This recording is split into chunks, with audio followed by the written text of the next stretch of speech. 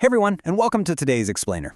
We're going to take something that you probably walk right past every single evening without giving it a second thought, and we're going to see how it's secretly becoming the absolute backbone of the modern metropolis. We are talking about smart street light systems. We're going to explore how everyday, boring urban infrastructure is evolving into this highly intelligent, interconnected network. So let's just dive right in. Imagine this for a second. What if the streetlights in your city weren't just dumb bulbs on a metal pole?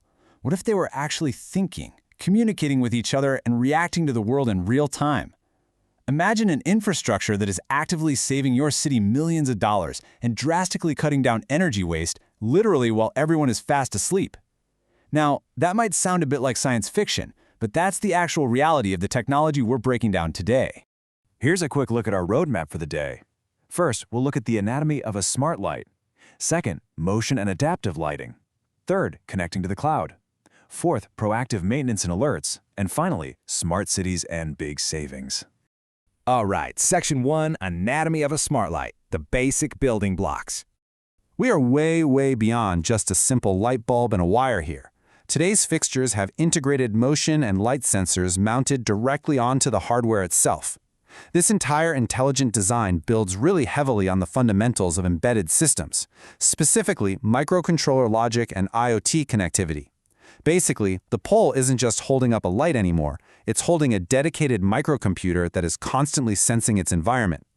Moving right along to Section 2, Motion and Adaptive Lighting, reacting in real time. The automation logic running these lights follows a really deterministic state machine. When night falls, the light doesn't just switch on and stay at max brightness all night long like those old legacy systems. Instead, it drops down to a low baseline, usually about 20%. And it just sits there until motion is strictly confirmed. Once it detects movement, it ramps up to 100%. It's a brilliant way to dynamically scale the lighting, perfectly balancing absolute safety for pedestrians with literally zero energy waste. Now you might be wondering, how does it actually change brightness so smoothly and efficiently? Well, the secret is something called PWM, or pulse width modulation. Basically, instead of altering the voltage, PWM varies the duty cycle of a digital signal. It switches the signal on and off at a super high frequency, usually between 1 and 10 kHz. This controls the average power delivered to the LED. It's highly efficient, it minimizes heat loss in the driver's circuit, and it's easily controlled via timer registers right on the microcontroller. So to put that into perspective, during the day, the power draw is at a flat 0. At night, on standby, it drops to just a 20% duty cycle. But when motion is detected, boom, it immediately hits a 100% duty cycle for full brightness, before stepping back down to an intermediate level in its fade-out mode. This incredibly precise control over the duty cycle directly dictates exactly how much power is being pulled from the grid at any given second. Picture a dark, completely empty city street at maybe 3 in the morning. The streetlights are running at that dim 20% brightness idle state. Because there's no movement detected, the system safely maintains this minimum lighting level. Just this one simple adjustment slashes energy consumption by an impressive 80% compared to keeping the lights blazing at full blast all night for literally nobody. But let's contrast that idle state with a pedestrian actually walking down the street.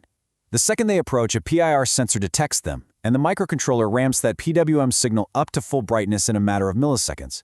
So the system is providing complete, 100% visibility exactly when and where it is needed, without missing a single beat. Then, after the pedestrian has safely passed by, the system kicks off a smooth, gradual decay in brightness. It typically waits for a configurable timeout, say 30 seconds, before fading back down. And this is an incredibly smart feature, really, because it prevents those abrupt, jarring lighting transitions that could easily startle drivers or anyone else walking on the street. Okay, let's zoom out a bit for Section 3, connecting to the cloud and building the network. You can really think of this data flow as a 3-step journey.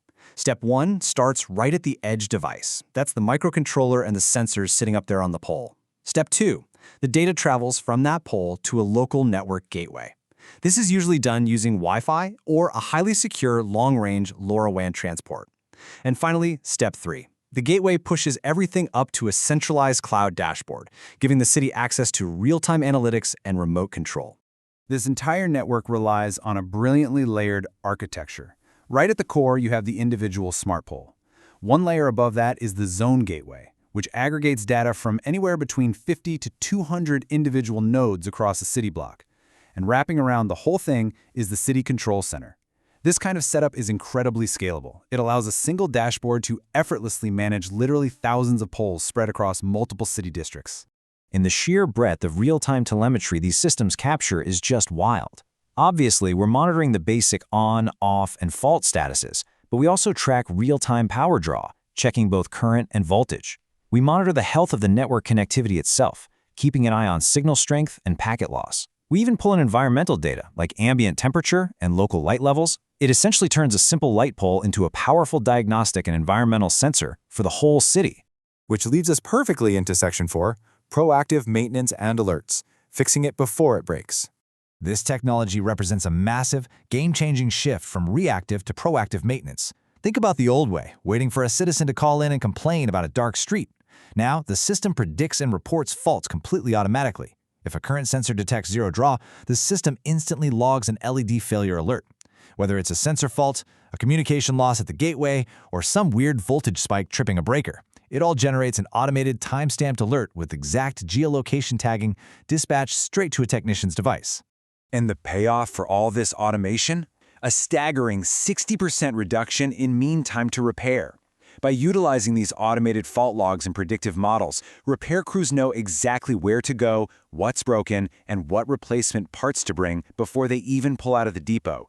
Slashing repair times by 60% is a massive operational victory for literally any public works department.